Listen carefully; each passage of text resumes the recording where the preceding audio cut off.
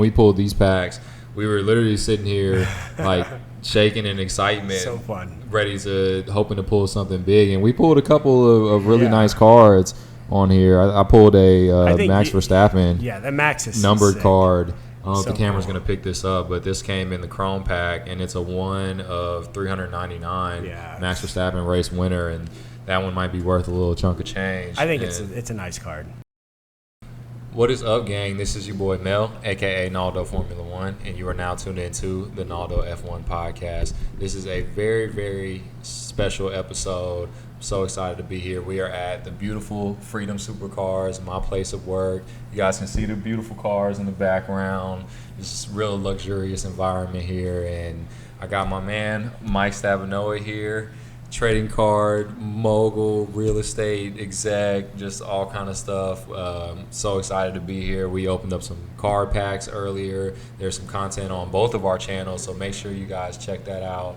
And make sure you like and subscribe. Leave a comment on the videos. Make sure wherever you're listening to this, it's available on all audio platforms, Apple Podcasts, Spotify, Google, Amazon, all of that stuff. Make sure you guys subscribe to that and leave me a 5-star review.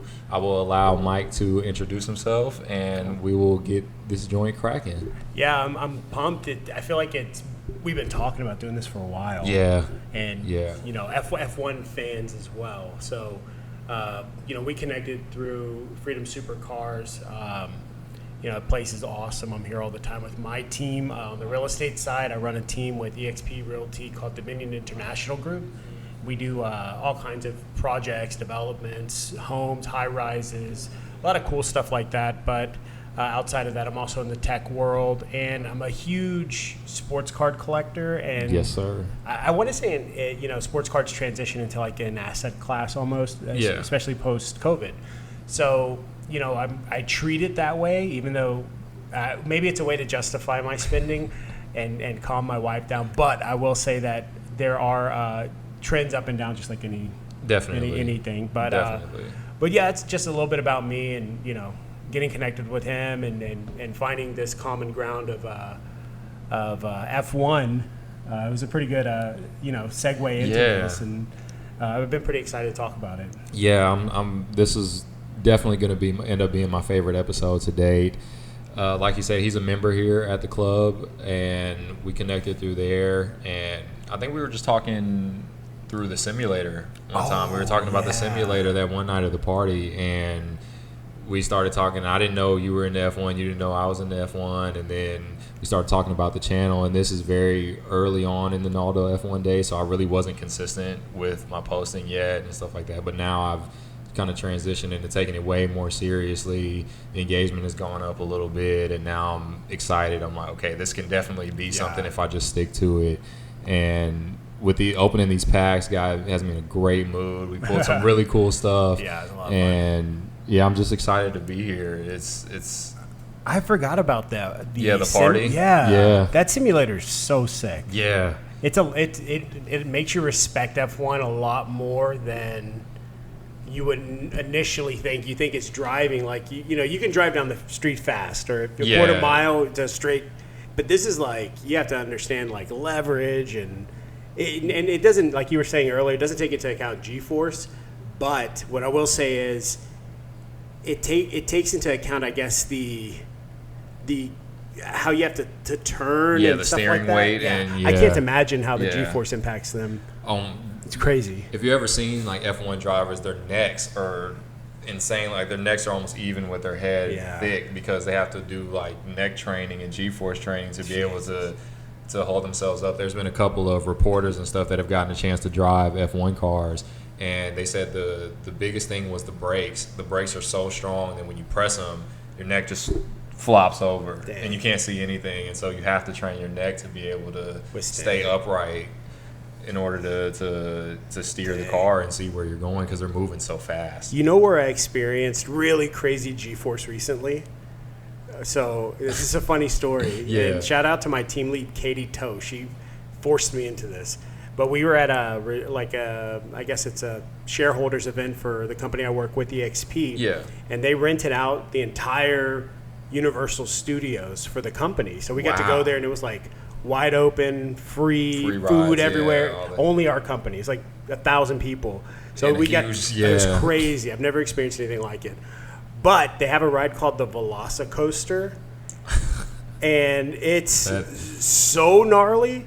Like you can just hear it. Like when it takes off, it sounds like some crazy monster, and I can hear all the people screaming. And I'm kind of a big guy. Yeah. So I'm always hesitant that little guard is just going to say, not gonna hold "Oh, cool! You like riding these rides? Cool story, bro. Check this out." Roosh, and I'm gone. So Katie and them convinced me to do this ride, and the ride is at a standstill, and it goes from standstill to 70 in like 1 second. Just goes zhoosh, and then all the turns in it. It's the wackiest stuff. Like, I don't know how to explain it, but if you go to Universal in Orlando, if you like that kind of thing, ride the Velociraptor ride. It was nuts. But I remember experiencing it. I was like, God, this is probably what like the people in airplanes or in race cars feel. Yeah. Because I got off and I was like something's wrong. Like, I feel weird. Your body just feels unbalanced. It's like my molecules got mushed together. Something. I don't know. Yeah, I'll take your word for that. I'm not a roller coaster guy. I'm not an adrenaline guy. So that. But just imagine it's an F1 car. Yeah. Yeah. I feel like if I would have done it younger, because I was scared from when I was young, and my parents enabled the fear. Like my mom was definitely like, okay, if my baby's scared of it, then I'm not gonna make him do it. Yeah. And so she enabled that fear from the beginning, and I just never grew out of it. So I'm not really a huge daredevil. Maybe when I get a little older, I'll probably dabble into it a little bit, but like roller coasters are not my thing whatsoever. And so I'll definitely take your word for that. But that sounds intense though. It was crazy, but it made me think. I was like, this is what F1G. It's probably even more intense than that because we were only going like 70, 75 miles an hour. These guys, how fast do they go? 200 or something? 200 on the straights. Silly. That's ridiculous. 150 through some corners. I think the fastest corner on the calendar, they're going 180 through, and it's almost a 90-degree corner. And wow. Yeah, that's the highest G-force corner on the calendar. I think they're pulling 6-7 Gs through there. Yeah. Yeah, it's nuts. That's crazy. Yeah, it's so much fun, though. Yeah. Maybe you should do an episode. Maybe you should let your listeners vote. If you go there, you have to wear a GoPro and ride the ride and give your feedback on it. I'll tell you, if this video gets 5,000 likes, I know that's a hefty number, but if this video gets 5,000 likes, I'll go to Universal and I'll ride. What is it? The Demonator? The Velocicoaster. Basically, the Demonator, Velocicoaster, same thing. I'll ride it and I'll wear a GoPro during it, and I might pass out, but it'll be for the engagement. And here's the thing: we can get to 5K because I'm going to share this to my group. Yeah. We're going to get them on it. It's going to be I can't wait. Yeah, so 5K likes, make it happen, and I'll ride the demon coaster, whatever. Oh my gosh, this is gonna be so funny. All right, so let's talk a little current F1. I know you mentioned that you haven't been keeping up with the races as much as you normally do. I have, and it's been a up and down season depending on which way you look at it. Max is running away with the championship. It's not even close at this point. Wow. He's, I think, 60 points ahead, and we're 7 races in. Jeez. And that's a humongous gap in F1 terms. And, I mean, it's basically a 3-race gap. So it's like, let's say, let's put this in a way I understand. Yeah. So we're NBA Finals. Yes. There are 7 games. Yeah. How many of those games has Max won, technically? Max is probably, in NBA terms, probably won 2 games, but he's won them by 30 every game. Yeah, okay. He's absolutely demolishing the competition right now, and it doesn't look like anybody's going to be anywhere near him. So, he's basically 28-3 in the Super Bowl, the Falcons Patriots Super Bowl, except he's not going to choke the league. Yeah. That's basically what we're looking at. That's pretty crazy. Okay. Yeah. That makes sense. Recently we had the Spanish Grand Prix this past weekend. We're recording this on Monday. You'll probably be listening to this on Thursday. And it was a very good race. Mercedes is slowly starting to creep up. Lewis finished P2 and his teammate George finished P3, which was a nice result for them. double podium, good points. They moved up to second in the team championship, and Lewis is fourth, I think, in the drivers' championship. But very close to second and third, which is, I think, the best that Mercedes will probably hope for this season. So a lot of promise on the horizon. Hopefully by the end of the season, we'll get a nice two-way battle for race wins. I think the championship will be secured by then. But if we can at least get race to race, you don't know if Lewis will win or Max will win or George will win. That'll make a really nice ending to what's been a somewhat boring season so far. So that's more individual race versus the overall championship. Yeah. Okay.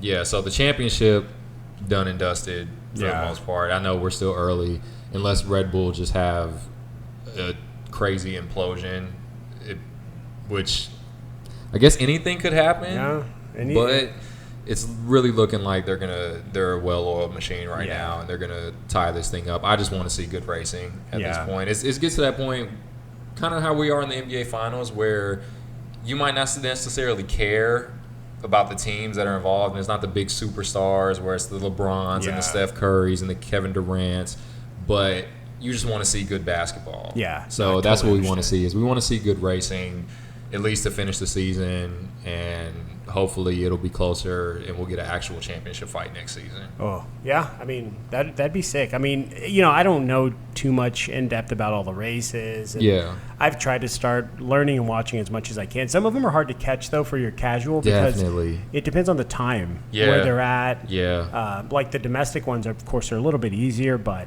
the ones that are abroad, depending on where they're at, sometimes they're midnight. Yeah, exactly. Or it's at a crazy hour in the morning. Yeah. And I'm one of the few. I'm very dedicated, so I'm the type that'll get up at 7 o'clock in the morning on a Sunday or 6 o'clock in the morning on a Saturday to watch qualifying and watch the races and stuff like that. I don't really watch practice sessions because they're usually at like 2 in the morning, and it's during the week, so I'm probably asleep getting ready for work. But on the weekend, for the most part, I'm dedicated, and if not, then I'll record it and rewatch it when I do wake up, if it's at just an absolutely ridiculous hour. But yeah, we're in the U.S., and we're in Central Time, so most of the races, European, are at least 8 o'clock in the morning. Yeah. And on a Sunday, most people are not going to get up that early on a Sunday. But we have Canada coming up in 2 weeks. So Canada is in our time zone. I think they're on Eastern Time, but an hour ahead of us, give or take. So that'll be a good one to watch. It's a great track, and allows for some good racing, long straights, not too many corners, but a very, very fun track to watch. So we should see some really nice racing there. Good stuff. I mean, we have Texas coming up soon. We do. Vegas. We do. So for domestic racing fans, there's a lot of good opportunity to watch. And we're up to 3 races in the U.S. now. We have Miami earlier this season. We have Austin in October, and then Vegas in November, I believe, the weekend after Thanksgiving.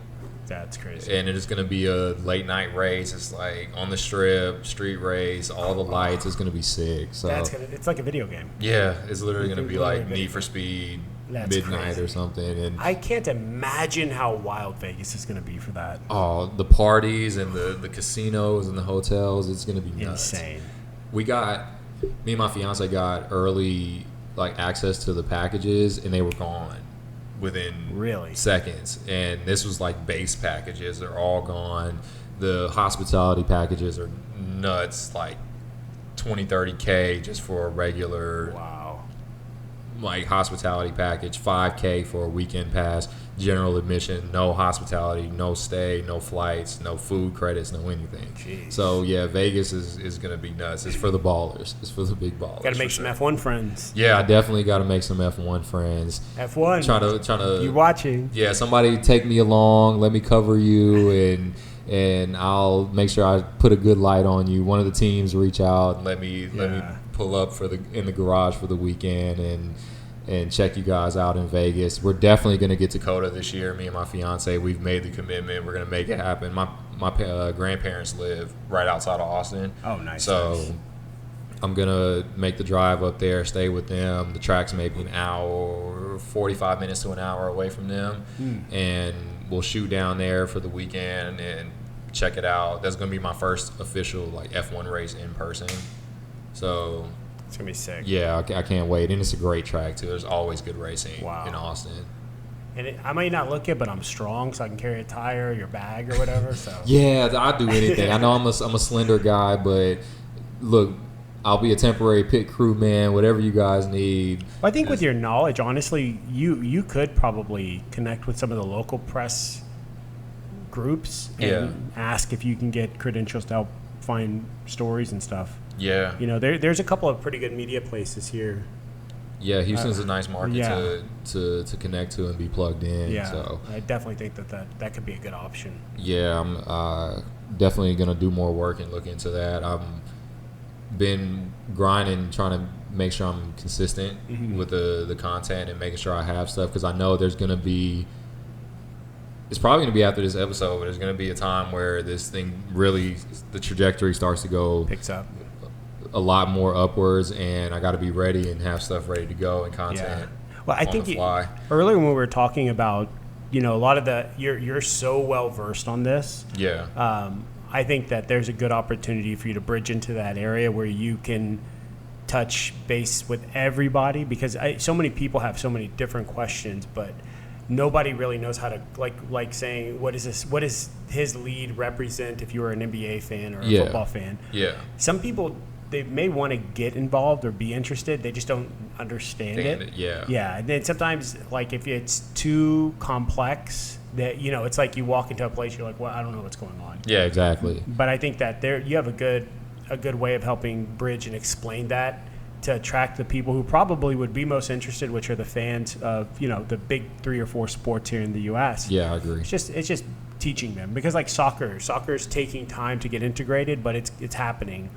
You know, we have the World Cup coming up here pretty soon, and it will actually be here in Houston, which is really that's cool. going to be sick. But, you know, with F1, I think F1 is that same way, but F1 is so much newer than soccer. Soccer's been around forever. Yeah. You know, and it's truly a global sport, and I think F1 is truly a global sport. Absolutely. It's just educating the people on why. It's like UFC. UFC doesn't happen every single, like, week, every night. Like, there's not a game all the time, but it still has a great following, where F1 is kind of like that too. Yeah, they're building it. I think the Netflix series, the Drive to Survive series, has been humongous for F1. It's definitely brought more fans of my age, because traditionally F1 has been an old rich man sport, because racing is an old rich man sport. It's expensive to get into. It's expensive to go to races.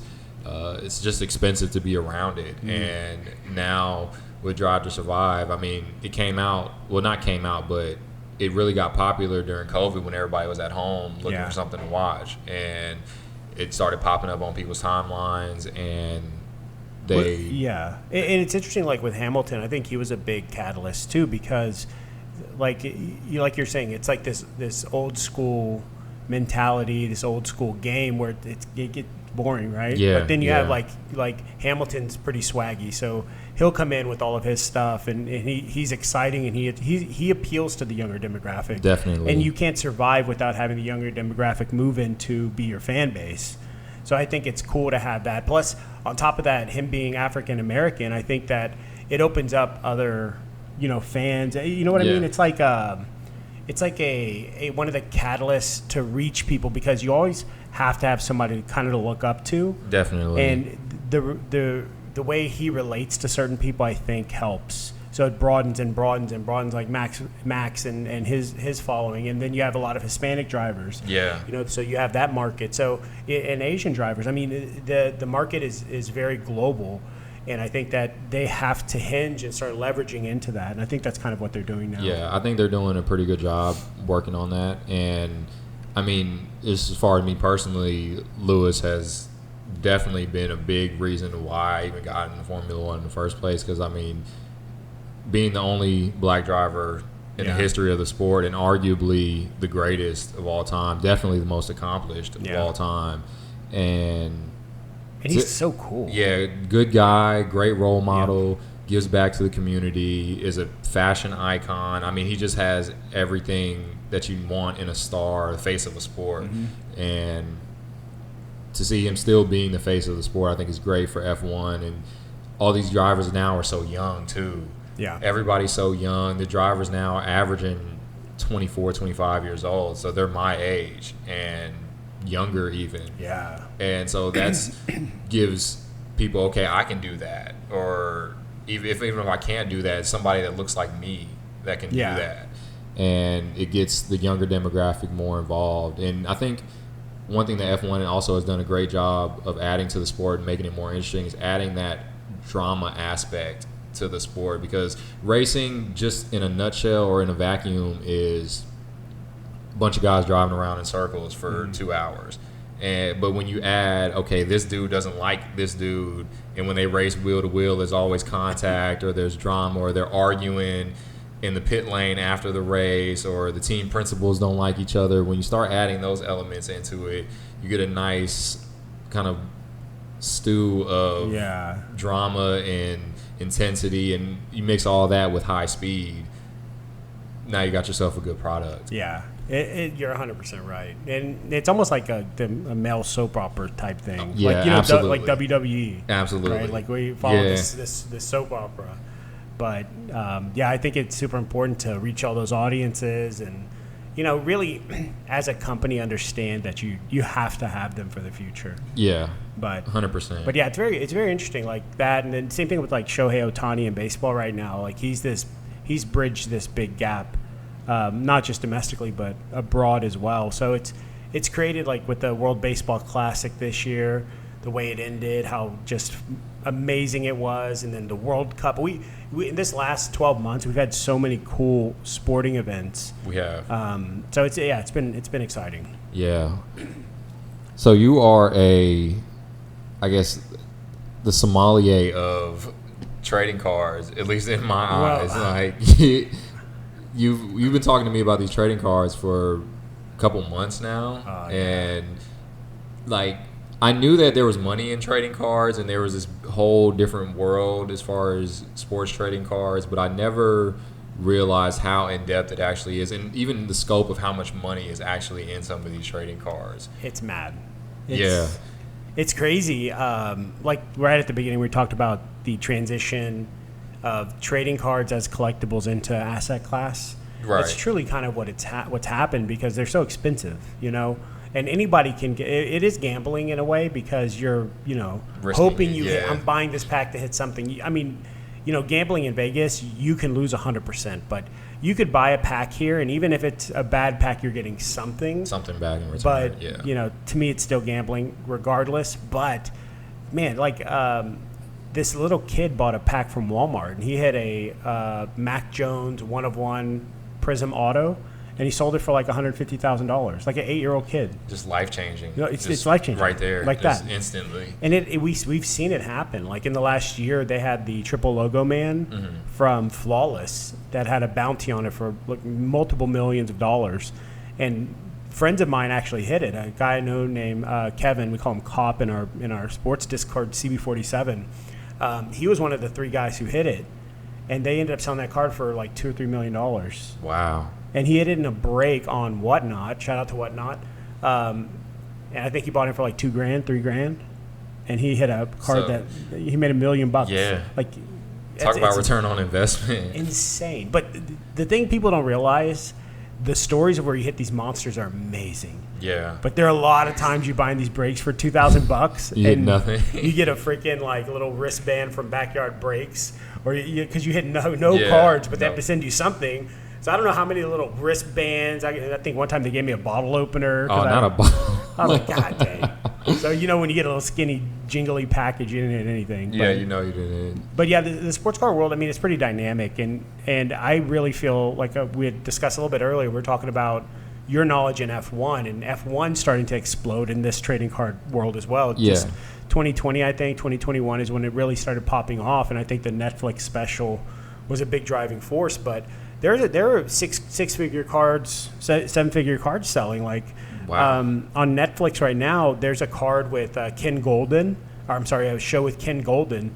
And in that show, they actually sell the 1-of-1 Hamilton I was telling you about. Yeah, they sell it in that show. Okay. You should check it out. It's really cool. Is that the collectibles series that they've been pushing? Yeah, it's like a new one. The new it's one. like Yeah, I've seen it. It's on my watch list. Dude, it's pretty good. Hey, my buddy, the guy I was telling you, Cop, who hit that, they sell that Logo Man on there too. The triple Logo Man. You have to. It's good. It's only 6 episodes, but it gives you a good understanding of how value is perceived and where value is perceived, and the demand for it. But I think with F1 being a global sport and having the reach into all these areas, that I think helps with the long-term stability of some of these cards, because if you have collectors abroad, it's going to help support the price, because you have more demand. But if it's like cricket, for instance, cricket doesn't have like no U.S. presence really, but it's one of the biggest sports in the world. Exactly. So there's no trading cards for it. There's no demand for it here yet, but maybe one day it'll change. But it could be. Like NBA is a highly domesticated sport of trying to reach abroad, and it has some reach abroad, but not like soccer, not like. So it's just a interesting dynamic. And I think that F1, I think right now is a good time to buy, because all of the card market's down with the interest rates being high and how the economy was fearful of a recession. People stopped buying these because these are, more of a collectible / investment. Yeah. So people will get rid of some of their more expensive cards to create available liquidity. Yeah, exactly. And I think that's what's happening. So you can buy some cards pretty economically that I think are good long-term holds. Yeah, so you're hearing it here first. Like right now, it's buy low. You're in the buy low. If you're looking to get into trading cards, it's the buy low, and who knows, could come up on some big money in the future. Yeah, and even right now, there's still cards available. I mean, when we pulled these packs, we were literally sitting here like shaking in excitement, so fun, hoping to pull something big, and we pulled a couple of really nice cards on here. I pulled a Max Verstappen. Yeah, the Max is numbered sick. card. I don't know if the camera's going to pick this up, but this came in the Chrome pack, and it's a 1 of 399 Max Verstappen race winner, and that one might be worth a little chunk of change. I think it's a nice card. So nice. I got some luck. You pulled a couple number cards too in both packs. So. I think where I got the luckiest is these Hamilton Wave cards. Yeah, those are nuts. So cool. Those are so cool. Three different Hamilton like little wave cards. Very cool. Yeah. He'll put a link in the video. You can check out us opening all of these packs and get a good definitely look at what check those out on both channels. It's so much fun. I've been holding these boxes for like the last few days, and it's like, oh my gosh! Trying to contain yourself, trying not what's to. in there? It's literally Christmas in June, and we were texting over the weekend, and I was excited when you first told me about the packs last Thursday, I believe. I couldn't wait. It's all I've been thinking about. I've been ready to film this episode. I'm like, let's open the packs. Let's open the packs. And we finally got to do it. And even though we didn't hit the crazy 50,000 6-figure cards, it was still such an enjoyable experience to come in with somebody who's really knowledgeable about this sort of thing and open these packs and get a genuine, pure reaction. As to what you're getting. And it's like we got value out of it. So the thing, like hitting some of the nicer drivers, it's valuable. Like those cards hold value. Right. These are the things today, they may not be worth a ton, but you grade them up and you hold them. And in the future, if Lewis Hamilton has a crazy season or win or something crazy happens to boost his demand, Max is already, like you said, on fire this year. Yeah. So he if he continues to crush and wins the championship, when that happens, these cards go up more. Yeah. So it's worth kind of waiting and seeing. It's like, and that goes back to your knowledge, because understanding the races and what's happening and who's winning or who's up and coming out of. There's F4. He told me. I didn't even know that was a thing. So coming up through F4, 3, 2 up to F1. It's super important to know who's going to be good or who's going to be the next person to drive or the prospect, because getting their stuff before they get to F1, that might be the play, because you buy it cheap as an F2 card because everybody's bummed when you get a bad F2 driver. F2 card. But if you have an F2 driver who has some upside and then they get called up and they do well, that's where you're going to see the exponential growth in the card value. Right. That makes sense. So tell me a little bit about how you got into the card market in general. Like, where did it start? Where did the roots kind of take place? So I had always been a collector of cards and comic books and just Funko Pops and all this crazy stuff. Yeah. I've always bought, invested, opened, enjoyed stuff over time, but 2020 with COVID was really when I started doing the collectible stuff for YouTube and opening cards and Funko mystery boxes. Like I would buy a $2,000 mystery box from Funko Pops where you could hit something bad or something good. Right. And that's what I was doing. Yeah. And it transitioned, and I started collecting sports cards, and then I got super involved with Whatnot and CB47, once again, our Discord, kind of talking to the community and learning and having fun and enjoying the hobby. Yeah. And then there's that big surge. The prices went up, everything went crazy, so it was a good time to be involved. But that was, growing up, collecting sports cards, playing sports, doing stuff like that, that was a big reason that today, now that I have money, I guess, compared to being a little kid where I was like, trying to buy whatever I could afford, sweeping hair at my grandma's salon to make $5, Yeah, just now I have together stuff. A little bit more change now, so I'm like, why not? And there's some nights I get stupid on there, and it's really bad. But I've definitely had nights I've dropped 30, 40 grand just on sports cards, all online on Whatnot. And there's some nights I've smashed, and there's some nights I've gotten crushed. Yeah. So it is risky, but if kind of, it takes time, but if you know what you're doing, who you're going after, a lot of times you can kind of hedge yourself. Okay. And be successful. Like the other night, I was telling y'all, we have our buddy Jeff sitting over here too. I bought into a mystery pack on Backyard Breaks, so shout out to Backyard Breaks, Nick, Grant, all those guys are great, JMO. They're actually the ones who hit the triple logo man I was telling you about. They pulled that card out of the box. Insane. So if y'all go on Backyard, I'm sure y'all can check that out. But the other night they had a mystery pack show, and I bought a pack for like $2,500, and I hit one of their golden tickets. And then at the end of the packs, they run a race. They do a duck race, and it's like 10 ducks racing, and whoever wins gets first choice. Wow. And I bought one pack, $2,500. There were guys in there who had bought in 10 and 11 packs at $2,000. At $2,000. Yeah. So they're really invested in this crazy. thing. And then I bought my one, and I ended up hitting the first place, and I won a gold auto Kobe Bryant card. And they bought it back from the guy who had it in there, bought it back from me from all cash that same night for 15 grand, I think. So he was like, I had to have it. Like a $2,000 or $2,500 investment.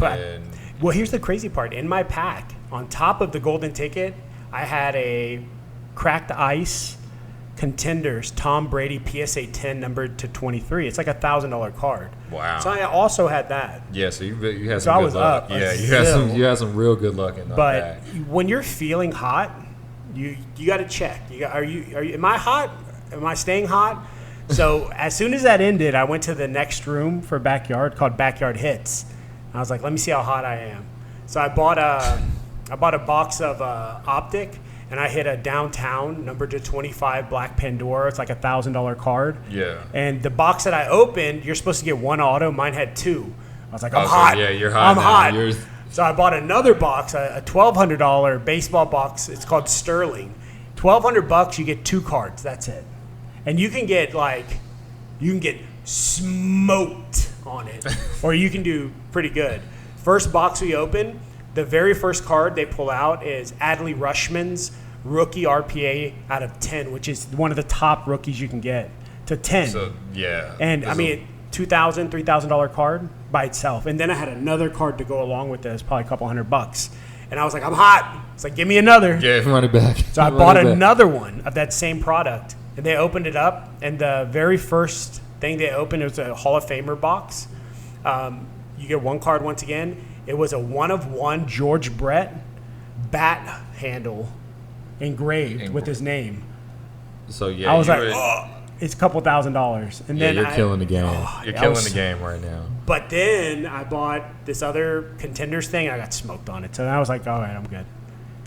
But then today, you knew when to get out. Then today I had that itch again. So I got on one of the Backyard channels, and they were doing, it's like you pay for a pack, and you can pick a player. If you pick the player's name, you win another pack. Mm-hmm. So the first pack I bought, I ended up hitting a gold Kenny Pickett rookie out of Optic, which is numbered to 10. So it's like a $1,500 card, and I paid $70 for it. Wow. So yeah, literally, you remember I was watching the video over here? Yeah, that was me, like, that was you, So now I have that itch again. I'm like, shit, am I hot today? Maybe. I don't know. I might have to spend another $1,000 on a box. This is not financial advice, people. Yes, not financial this advice. is not financial advice.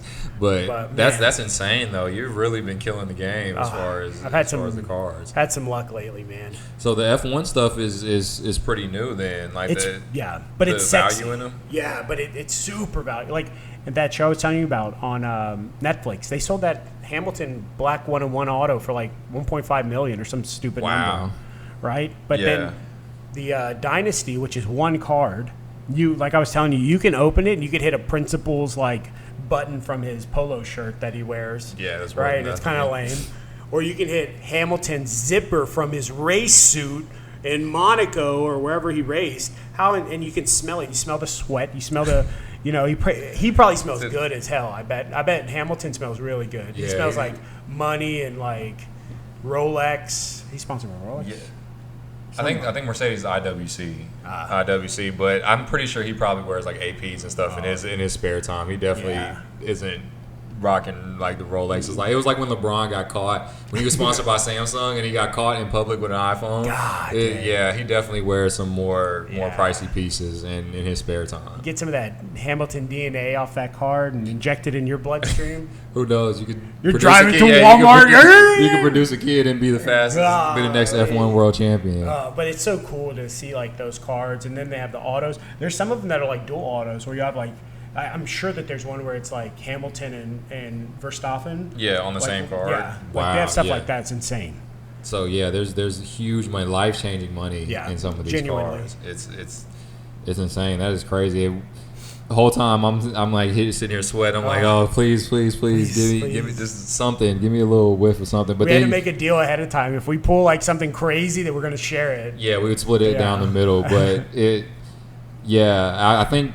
It's probably a good thing that we didn't, because that probably would have created an itch, and then I probably would have gone way deeper into it, and then I probably would have made some bad decisions after that. And I'm not trying to get put out of my house. So that's cool though. What about the future of the market? Where do you see that kind of trajectory? I guess 3 to 5 years, as far as specifically the F1 cards and where you can see these going. I mean, it looks like Red Bull's on for more championships in the future, so who knows, Max could run up 5-6 championships, and who knows, like these cars could shoot up. Lewis could come back and break the record and win his 8th. It could get crazy, or somebody new, some F2 driver come out of nowhere and start stealing championships and come into a good team. So tell me about where you can see the future of the market going. Personally, I feel that it's a good time to start gaining knowledge, like listening to what you have to say, understanding the verbiage, who is what and where and why, understanding the game of F1, because I think right now is a good time to buy because markets are down because of the fear in the economy. But now we're pulling out of all of that. Interest rates are down, gross domestic products looking good, jobs are looking good. There's a lot of positives for the long term. So acquiring now and understanding and learning now, I think it's a good time to buy and maybe hold a couple of nice autos. If you understand F2, it's a great time to pick up a F2 auto or two here and there that long-term they're the next F1s. Yeah. So how they have like some 18-year-old F2 drivers and stuff like that. They may be the guys. So understanding, that, getting advice from you is where I would get it. Understanding F2, like who's up and coming and why. So. Hey, I take profit cuts though, so I need about 15%. If I give you the advice and you go buy the card, and then I need 15%. So if you're listening to this, I'll give you the advice. Hit me on the DMs. I got you. I'll let you know who's up and coming. But if you hit, I'm gonna need my 15% off the top. I don't do back ends. So every month he should do a recap of the month and who, like, what to look at from the trading card side. I think it'd be really cool. I think that's next for me. I'm going to start really investing more into the feeder series and looking deeper into F2 and even F3 and figure out who are the guys that are really being pushed, because most of these guys know by about 15, 16 if you're going to make it or not. And even some guys are late bloomers, but I feel like most of the superstars get pushed from about early teens. Wow. Like I think Lewis picked up McLaren. I think they started sponsor him at like 13. Jeez. Max, Red Bull started investing in him at like 11 or 12. He was in F1 at 18. That's and crazy. So it's nuts. He was a race winner in his debut season with Red Bull, which Wow. is absolutely insane. It's unheard of. Leclerc is another one. Ferrari were invested in him at a super young age. I mean, he was in F1 at 20, Yeah. I believe. So I definitely want to start looking into the feeder series and trying to figure out who's that next guy, because if you follow the money, they'll let you know. Yeah. And even if they might not even have the talent, but if I'm Red Bull and I've invested $200,000 into your F1 career, you got to. You got to get at least here so I can see what you can do.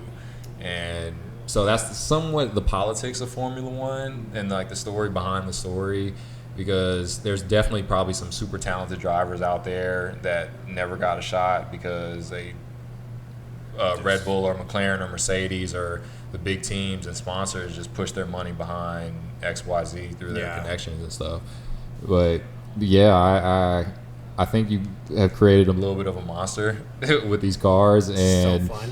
yeah, like mixing my knowledge, and even not just F1 but sports in general, because I'm a junkie. I need sports throughout the year. I need something to occupy my time, and sports are usually my way in. And I wish I would have known about racing when I was a kid. Like I knew it, but it didn't feel real. Right. I wish it would have felt more real when I was a kid, because I definitely probably would have pushed my parents and been like, hey, I want to do go-karting and I want to do this, that, and the other, and I want to race. If I would have known that was going to be a real thing, because I've been into racing cars since I was a kid. I've always been around cars and collected model cars and Hot Wheels and stuff like that from the time I was a little kid. My kids are super into Hot Wheels right now. Yeah. Like Cars. That movie Cars, the animated movie, that's their favorite thing. Oh, I love Cars. So, Classic yes. movie. So I'm pretty happy about that. I even bought them like little like automatic sports cars. I have like a remote control. The RC cars and stuff. No, like they can sit in them. Oh, like I the can actual. control, like, You the can controller, because Nice. like if they go buck wild and they, in the yeah, street, flip you're it like, over. "Oh!" Yeah, you're like, hold on, slow down. Yeah. How many times have you seen the movie Cars? I can't. I mean, I think I watched it yesterday like 4 times just with my kids. And I'm like, "Do you want to watch Cars too?" They're like, "No, we just want to watch the first one. I'm like, oh my gosh. Because Cars 2, it has some characters they're not as familiar with, and I don't think they understand the storyline's like a little more Advanced, serious. yeah. It's like a spy movie. The first one's pretty simple. So Yeah, so they love that one. I feel like that's me and my little sister in Frozen. I've seen Frozen more times than I can count. There was a summer when I came home from school and stayed with my dad, and my sister and brother are much younger than me. I got a 16-year difference between my baby brother and then an 18-year difference between my baby sister. So they're even still pretty young. And at the time, I was maybe 21.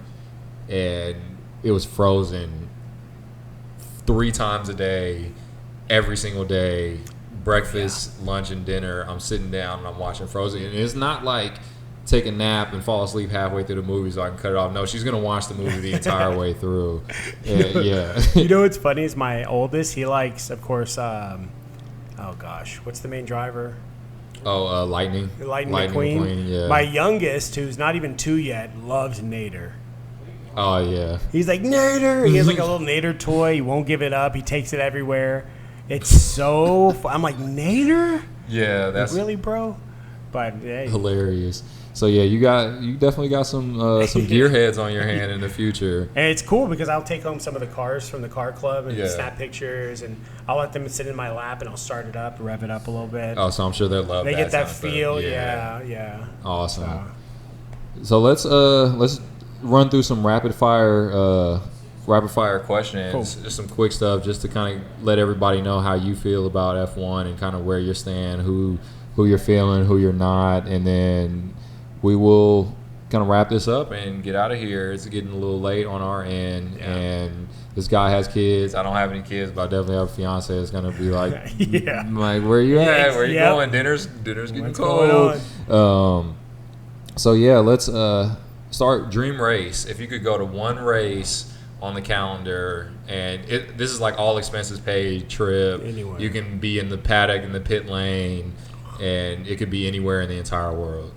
Where do they all race? I don't even know where all the races. Where like Europe, Asia. So it's pretty much there's a Japan race, not Tokyo, but there is Japan. That might be there.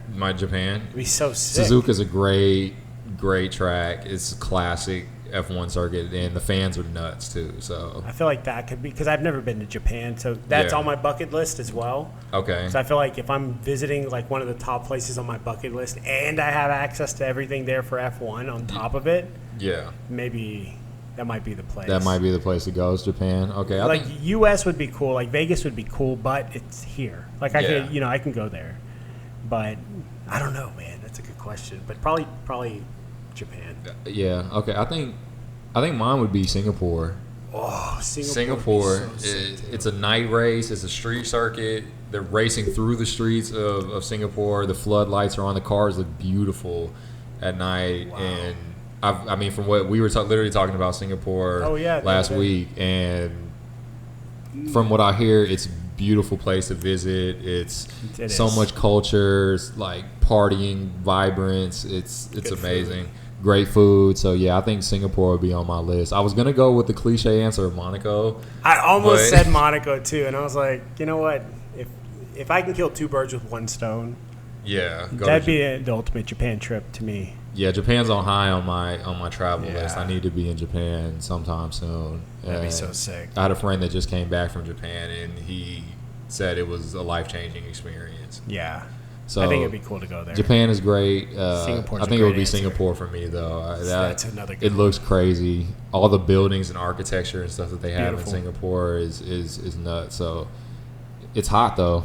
Yeah, hot and humid. So it is, but it's nice too. Yeah. Like it's a different atmosphere there.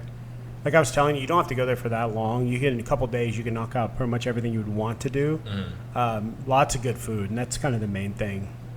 Okay, sweet. Yeah, I'm gonna have to put that on the bucket list too. Yeah. I feel like I already know the answer to this question, but I'll let you tell it anyway. Have you had to meet one driver? Easy. I mean, it's Hamilton. Yeah, I knew it, but I wanted to hear you say it. Yeah, 100%. I feel like there's no other answer. There's no. Yeah, really. I went to meet him. Like he's so cool. Like I feel like even outside of racing, just he seems like as a person, I feel like I would want to like meet him and hang out with him and have dinner with him because he just seems like he is into a bunch of cool stuff and really down to earth and that's easy my to connect choice. with. That's an easy choice. I feel like that'll be 97% of. Yeah, I'm gonna show up with a stack of these. Like, hey, will you sign these while we're sitting here talking? Yeah, I'm gonna keep all my Hamilton cars. I'm gonna keep on deck, and if I ever get a chance to meet him, I'm gonna bombard him with cars. Hey, can you sign this one? Can you sign this one? Can you sign this one? Be plucking buttons off his shirt. Yeah, I'd be like, oh, my bad. Oh, weird. I fell. Trip him and his sunglasses fall off, and I just kind of swipe them away. Where'd my glasses go? Yeah, Hamilton's the easy answer. Yeah, 100%. That'd be so cool. Let me think. Maybe we have the option one day. Who knows? Yeah, I'm gonna speak it into existence. I'm gonna manifest it. It'll happen one day. I'm gonna get him on the show. That's my ultimate goal. I've said it multiple times. Before I'm done and dusted with this thing, Lewis Hamilton will be on this show. But yeah. Yeah, I mean, I just that's the answer. Yeah, maybe what's that other guy? Ollie. Oh, your boy Ollie. Yeah, Ollie Caldwell. We pulled an Ollie Caldwell number card earlier, or he pulled an Ollie Caldwell number card earlier. And so Hamilton, Ollie's right under. Yeah, right underneath there. Ollie, if you're listening to this, speed up, man. Get into F1, win some championships, so my man can earn his money back on the card. And who knows? Ollie Caldwell could be somebody one day. We could be sitting across from Ollie Caldwell one day. Yeah, he might be the dude. He might be the guy in the future. Who knows? But Max would be a second, as well. I think Max would be cool.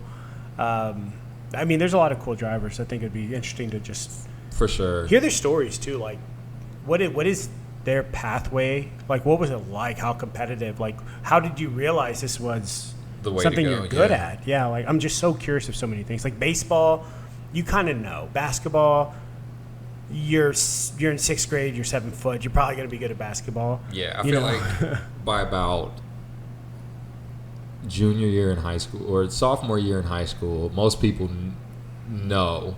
They're like, okay, I'm 6'9", 230. I want to be in the league. Yeah, I'm probably going to be in the league. You're windmill dunking on kids in 8th grade. In 8th grade, you're probably going to be in the league. Or like football players, like offensive linemen. You know, there's always the kid. You got to check their birth certificate. You're like, wait a minute. There's no way this kid is 11 years old. Neck tattoo. Yeah, he's 6'1" and like 260 at 12 or 13 years old. His kids are at the game. Yeah. I played against a couple of those kids in my youth league days. So what's funny is I watched this video the other day. There's like a 7th grader who can throw the football 60 yards right now.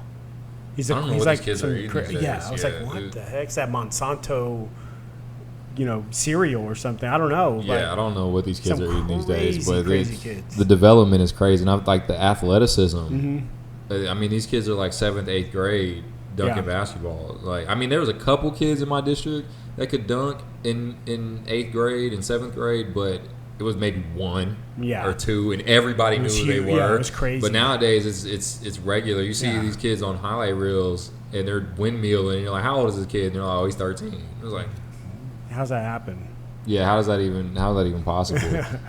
So, Red Bull or Ferrari? I mean, I want to say Ferrari, right? Just because, for me as a novice, my favorite car to drive here is the Ferrari Roma. Yeah, that's a great car. That's just why I want to say Ferrari. But, I mean, it's hard to – I mean, Max is a winner. Yeah. Oh, man, it's tough. I think I like Ferrari for Ferrari, but in the F1 world, I don't know enough about the cars and stuff like that to be like, oh, well, Red Bull's car is this, and this. Yeah. But just the name, from a name perspective, Ferrari sounds better to me. Like you would think they're faster, right? But Red Bull's killing it. Yeah, they're killing the game right now. Ferrari is kind of they're the Cowboys, they're the Yankees, they're Real Madrid, they're the brand, they're the Lakers, they're the brand that at some point everybody wants to drive for Ferrari. Even if they never end up driving for Ferrari, everybody wants to play for the Yankees at some point. Everybody wants to play for the Lakers. If you play soccer, everybody wants to go to Real Madrid. And you would hope that they would be at the top of their sport, but a lot of times it doesn't end up that way. Yeah, it's just. But just the brand, the strength of the brand alone is so high that, I mean, when you think red cars, it's automatically Ferrari. Yep. And they've just built that image so strong. It's iconic, yeah. Yeah, that has become iconic. You know that prancing horse when you see it. Yep. It's automatic. So I can see what you're saying as a brand standpoint. Yeah. It has to be Ferrari, but I think once you learn more about it, like things that you can educate people on, from the reason behind Red Bull's success and Ferrari's success, it's like understanding the dynamics of certain aspects of the sport. Yeah. So that's where I'm too novice to understand or really make an educated decision on it. Yeah. It's simply from what I know from outside of F1. Yeah. Yeah. Makes sense. So we have a couple of races to look forward to coming up. Super excited. Like I was saying earlier, we have Canada in 2 weeks' time, probably about a little over a week from when you're hearing this. But it's going to be a great race, great track. The Canadian fans are really great. It's a top track for a lot of the drivers. Most drivers enjoy it. Lewis has had a lot of success in Canada and really enjoys it. Fernando has spoken about Canada before and it being a great track.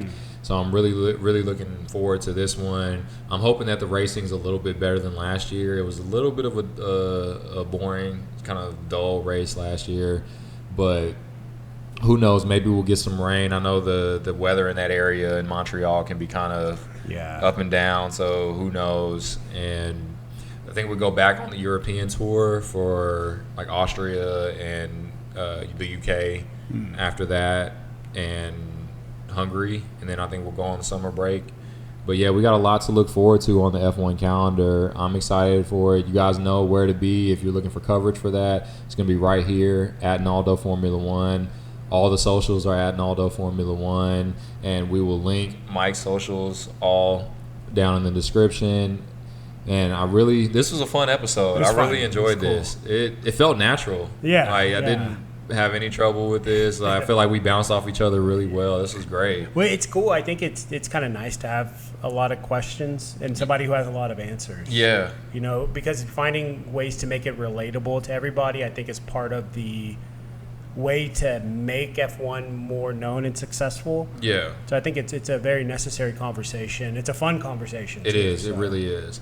But And I had a great time so pulling much these fun. cards. I mean, just for the wow factor alone of looking at them, even if they weren't worth jack, I would like get all of these put into the little cases and have a little I'll bring display some for you. case. I have some. I appreciate that. Yeah, I'll get these put in display cases. I mean, this though the Max one is probably worth the most money. This Lewis one, That one is the so wave card. I pulled a Lewis wave card as well. This is from 2021 Bahrain, and just the detailing on these cards is beautiful. nuts. And this is just going to be something that I'm going to keep for my own So- personal like collection. And I'm trying to build a little memorabilia collection up with F1. I got a couple model cars and nice. some stuff like that. I got a Lego set that's from the cool. Mercedes team. I'm looking to get the big Ferrari one. There's like a huge like $300 Ferrari one that's like this size, and I'm looking to get that one. That's going to be probably more of a decoration piece in the That's house. cool. And yeah, man, but this was a super fun episode. Yeah, I really enjoyed man. this. And if you guys enjoyed this, again, make sure you like, subscribe to both of our channels. Leave a comment in the video, let us, or on the bottom of the video, let us know what you thought. Let us know what you think about the cards and the other videos and what we pulled. There is a card in here, this Daniel Ricciardo. It's not, or I think I put that one. Oh no, it was an orange one, right? Yeah. I think I put that one off to the side. But there was an orange Daniel Ricciardo that wasn't numbered, which was rare, which is odd because all of the other colored cards that we pulled today were numbered. So if you know anything about that card, let either of us know. And Post it on your look into Instagram, it. maybe. Yeah, I'm gonna post it on my Instagram story, and Yeah. we'll see if there's any value in that one. I miss Danny Rick. Bring him back. Yeah. Yeah, but I think that'll wrap it, man. Awesome, man. Thanks for letting me jump on with you. It was Oh, a lot no of fun. problem, man. Appreciate you coming on, and this Yeah. is a great experience. We'll have to do it again in the future, man. Yeah, man. So wherever you're listening to this, I hope you're having an absolutely blessed day, morning, evening. This has been episode 14 of the Naldo F1 podcast. I will see you guys on the next one. We're out. Peace.